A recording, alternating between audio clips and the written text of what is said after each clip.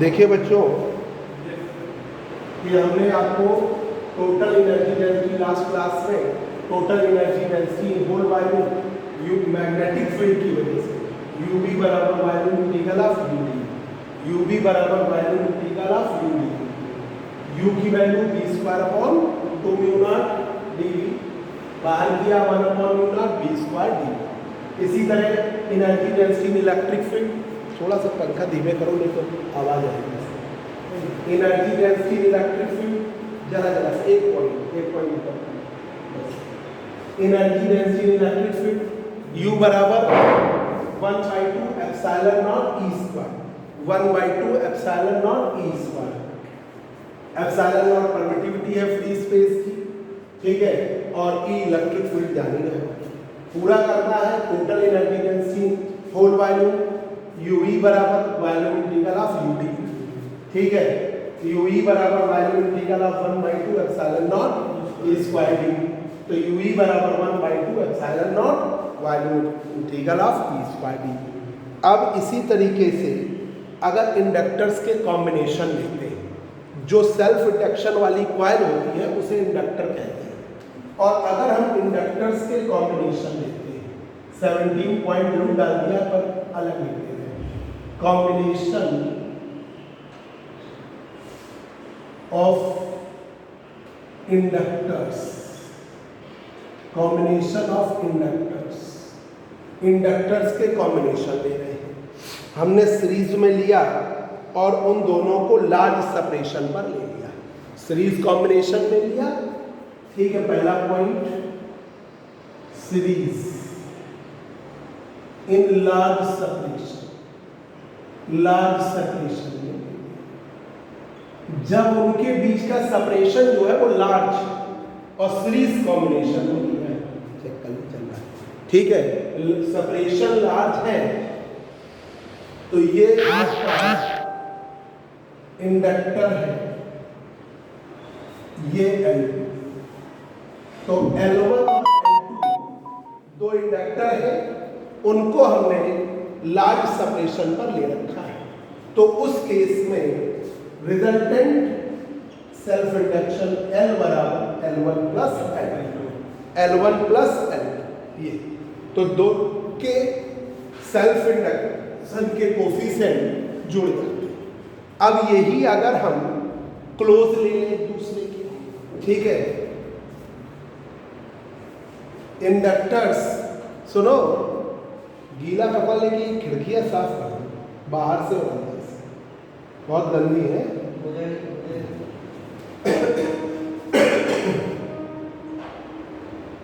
Inductors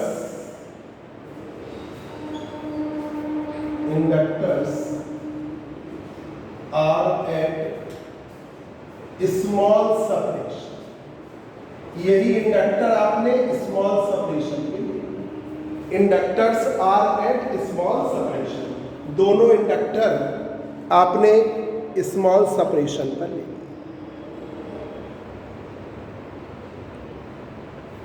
inductors are at small separation, जब small separation पे ले लिया तो L बराबर L1 plus L2 plus 2m plus minus 2m, उनके बीच का सेल्फ इंडक्शन तो L1 L2 है और म्यूचुअल इंडक्शन है M, तो L1 प्लस L2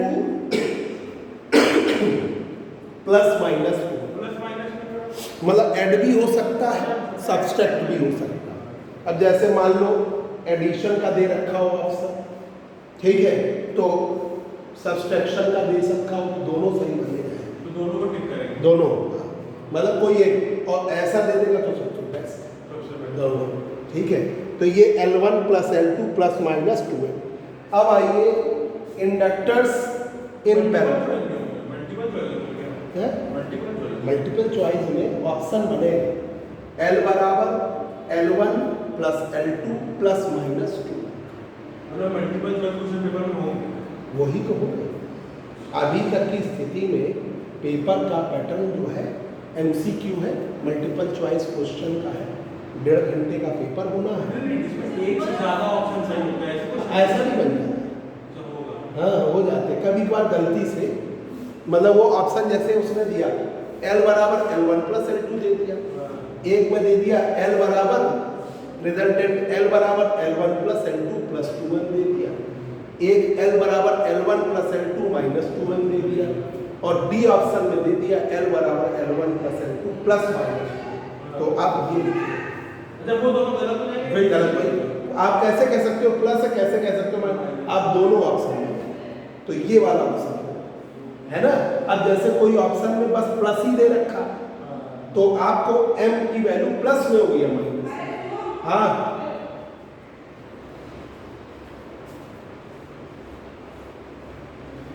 क्या है, हाँ वो तो बच्चे हैं। अरे यार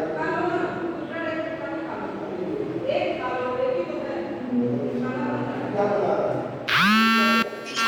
नमः शिवाय नमः शिवाय हर हर भोले नमः शिवाय रामेश्वराय शिव रामेश्वराय हर हर भोले नमः शिवाय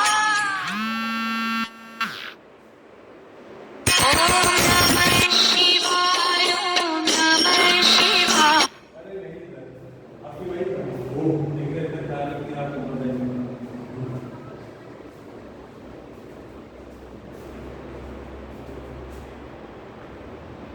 बट साइलेंट कर देते हैं ना सर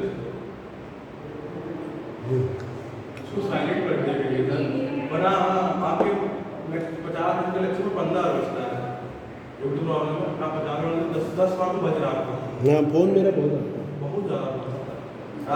तो दूसरा फोन ले लीजिए सर, अरे वो तो है, 3 ऑप्शन है तो इसको इतना हो गया तो कम वाली क्या हाँ, साइलेंट म्यूट पे कर रखिए करिए। और मीडिया वाली जो है वो फिर रखी है। हाँ दोनों है तो उससे वो तो नोटिफिकेशन नहीं होता है, मीडिया को होता है। अभी कर लेंगे, अभी इस वाली क्लास में ऐसे ही कर लेंगे।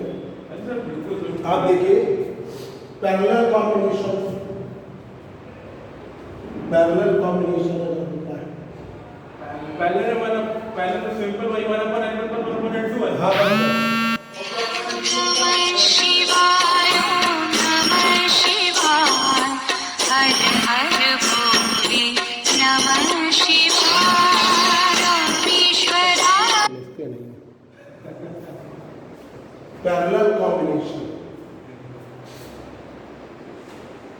Combination, parallel combination. पहला है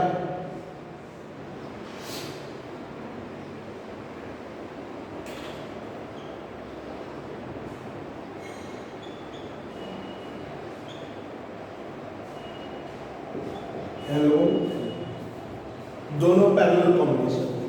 तो पैरेलल में 1/L बराबर 1/L बराबर 1/L1 प्लस 1/L और प्लस में 1.2 है। है, वो अभी नहीं, अगर ये तो लार्ज सेपरेशन अच्छा लार्ज की स्थिति में, और अगर क्लोज हो जाएंगे तो वो बनेगा, तो ये ऐसे भी बन जाएगा 1/L बराबर L1 L2 L2 plus L1, तो L बराबर L2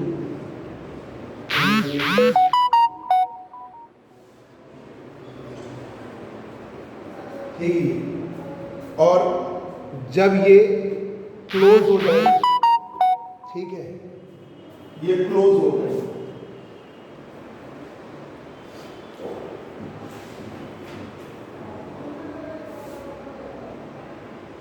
inductors are taken at close to each other, ये एक दूसरे के क्लोज हो जाते हैं, taken at close to each other. जब क्लोज में ले लेते हैं तो ये आएगा L बराबर L1 L2 plus plus minus होता है, तो प्रोडक्ट करोगे minus M square upon L1 plus L2 plus minus 2।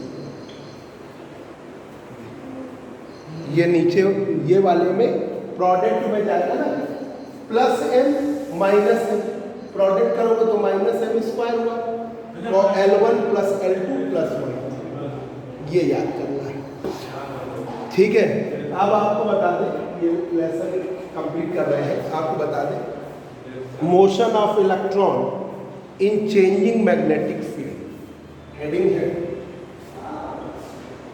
Motion of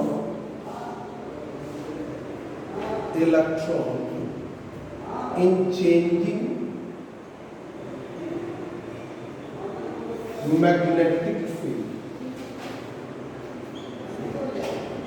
Motion of electron in changing magnetic field, या इसे कहते हैं betatron. Beta BETA beta, TRON betatron, या electromagnetic induction accelerator. Electromagnetic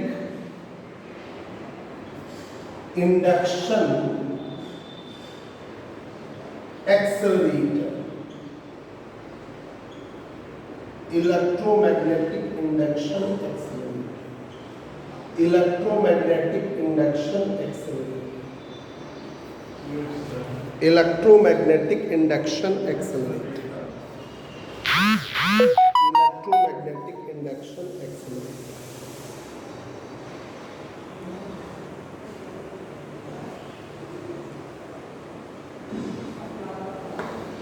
electromagnetic induction accelerator.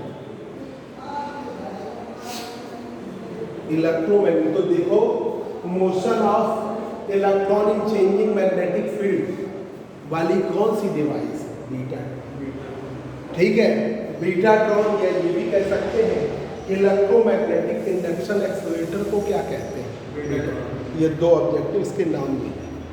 ठीक है, अब देखिए ये एक ऐसी डिवाइस है जो इलेक्ट्रॉन को एक्सेलरेट कराती है। मतलब एक अपरेटस है आयरन का जिसमें higher magnetic field, electron produce किया जा रहा है, वो एक्सेलरेट कर रहा है, ऐसे एक्सेलरेट करके एकदम से ऐसे, उसकी बात कर रहे हैं। तो ये एक ऐसी डिवाइस है जो इलेक्ट्रॉन को betatron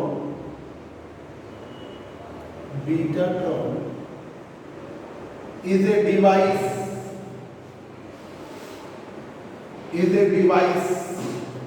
to accelerate electron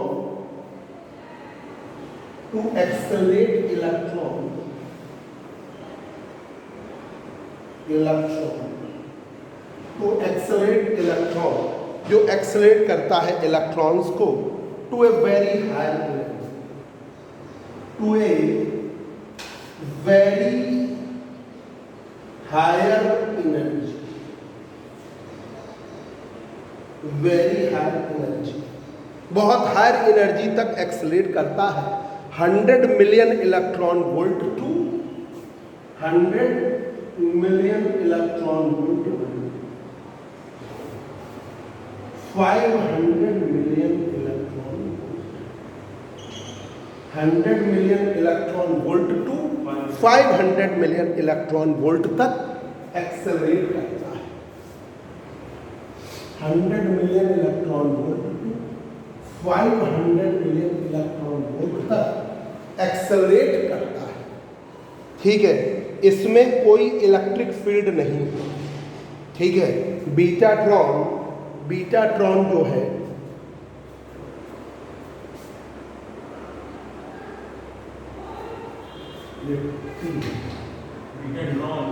betatron है, बीटाट्रॉन है, इसमें कोई भी इलेक्ट्रिक फील्ड नहीं होती। There is no electric field, there is no electric field, electric field नहीं होती। There is no electric field, कोई भी इलेक्ट्रिक फील्ड नहीं होती। और हायर वेरिएबल मैग्नेटिक फील्ड होती है। ठीक है, betatron having higher magnetic field, higher variable magnetic field, higher variable magnetic field, higher भी और वेरिएबल बदलने वाली मैग्नेटिक फील्ड।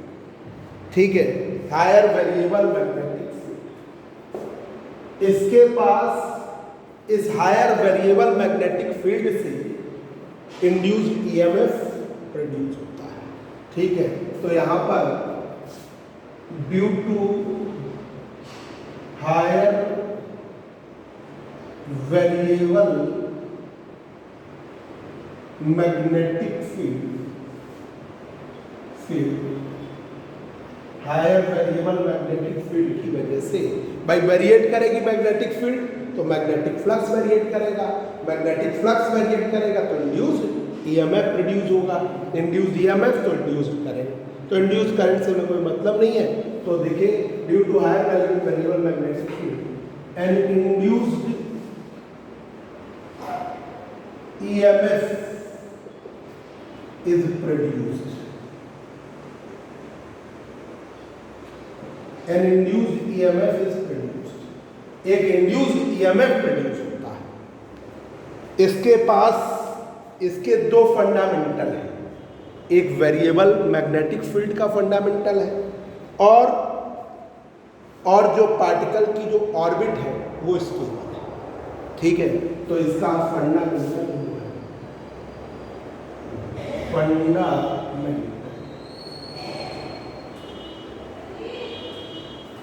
फंडामेंटल है।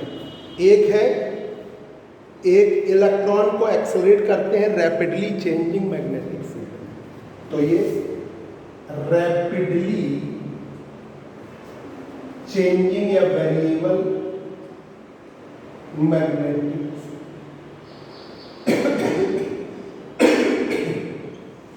और दूसरा जो है कॉन्सेप्ट है, दूसरा जो ऑर्बिट है वो स्टेबल है, इलेक्ट्रॉन की ऑर्बिट या पार्टिकल की ऑर्बिट स्टेबल है। ठीक है, ऑर्बिट जो है वो स्टेबल। घर में बता फोन कर आधा घंटे और क्लास करेंगे, आधे घंटे भी और आधे घंटे क्लास रिकॉर्ड और कर लेंगे तो चले जाना। ठीक है, तो बता दो घर में पार्टी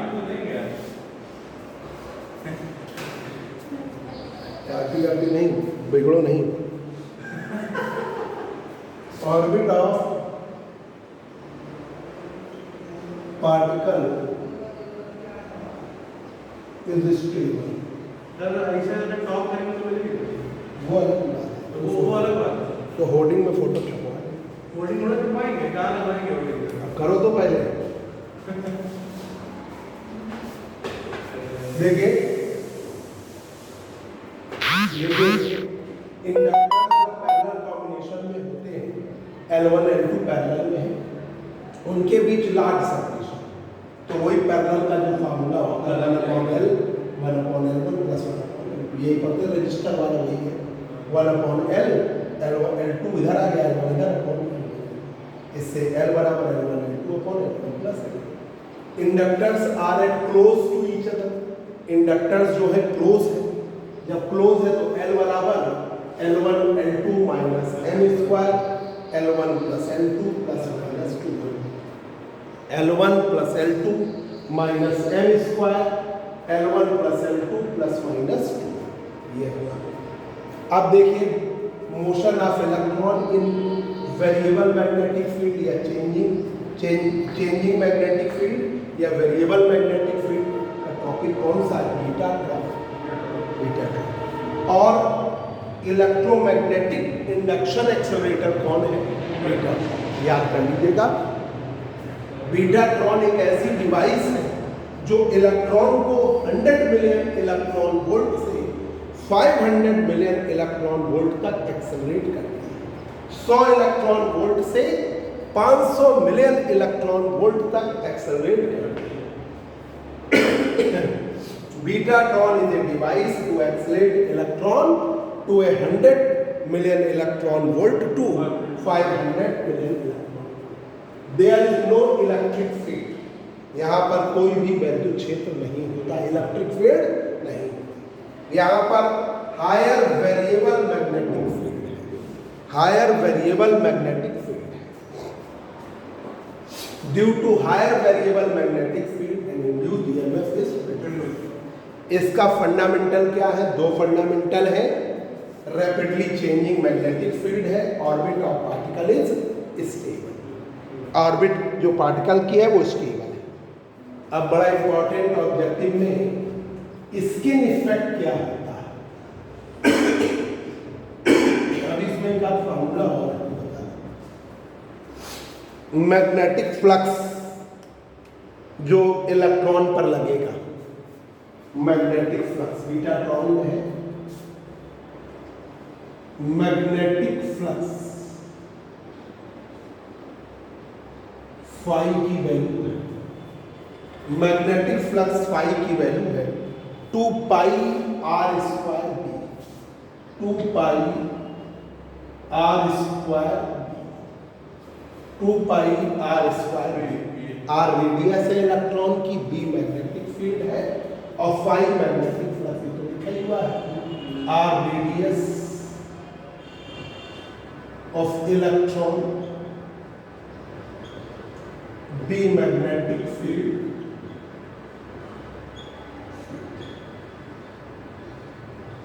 मैग्नेटिक फील्ड। ठीक है, ये आपको फार्मूला इसी से आ जाता है। इंड्यूस्ड ईएमएफ ई बराबर डी फाई अपॉन डी जानते हैं। इंड्यूस्ड ईएमएफ ई की वैल्यू माइनस डी फाई। अब देखिए स्किन इफेक्ट। स्किन इफेक्ट क्या होता है कि जो डीसी करंट होती है वो पूरे पूरे वायर में फ्लो करती है। ठीक है, तो पहले ये देखो skin effect.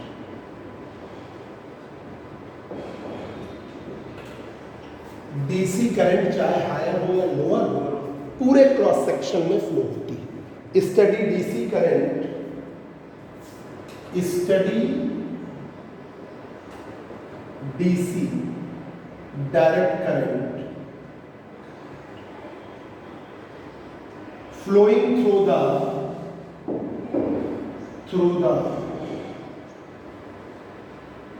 whole cross section of the wire, cross section of the wire. Steady DC current flowing through the whole cross section of the wire. Wire के पूरे क्रॉस सेक्शन में फ्लो करता है, पर एसी करंट सिर्फ surface पे flow करती है। उसे हम क्या कहते हैं? Skin effect. ठीक है, तो higher frequency alternating current exist, higher frequency AC flowing through the whole, flowing through the surface of wire. वो फ्लो करेगी वायर के सरफेस पे, flowing through the surface of wire. ठीक है, इस टाइप के फिनोमेना को हम क्या कहते हैं? Skin effect. इसी को हम कहते हैं स्किन इफेक्ट। स्किन इफेक्ट बच्चों, जो जैसे स्किन का इफेक्ट है, अब किसी की स्किन ब्लैक है, ठीक है, तो ऊपर वाली ब्लैक है, अंदर का एक ही कलर है ना। किसी की बहुत ज़्यादा वाइट है, गोरा है, तो उसकी तो जो ऊपर सरफेस पर जो इफेक्ट होता है वो स्किन इफेक्ट कहलाता है। तो एसी जो है करंट वायर के सरफेस पर ही फ्लो करती है, तो उसे क्या कहते हैं? Skin effect. बस